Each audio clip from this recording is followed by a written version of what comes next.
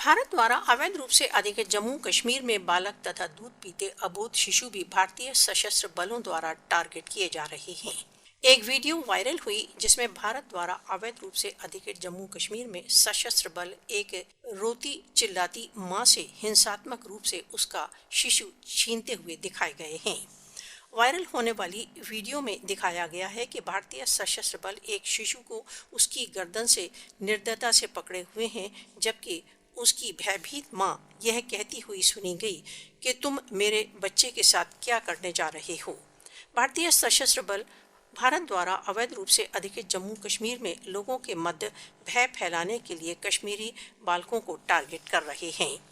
18 महीने की हिबा जान सहित सैकड़ों कश्मीरी बालक अब तक भारत द्वारा अवैध रूप से अधिकृत जम्मू कश्मीर में भारतीय सशस्त्र बलों की पैलेट फायरिंग के कारण अपनी नेत्र दृष्टि से वंचित हो चुके हैं। कश्मीरी बालकों को भारतीय सशस्त्र बल उनके सामने उनके प्रियजनों की हत्या कर उन्हें चोट पहुंचा रहे हैं। गत वर्ष अपने दादा के शव पर बैठे एक कश्मीरी शिशु जिसके दादा की भारतीय सशस्त्र बलों ने उसके सामने हत्या की के चित्र से विश्व भर में रोष व क्षोभ फैल गया। भारतीय राज्य आतंकवाद के कारण भारत द्वारा अवैध रूप से अधिकृत जम्मू कश्मीर में सन 1989 से अब तक 1,07,814 बालक अनाथ हो चुके हैं।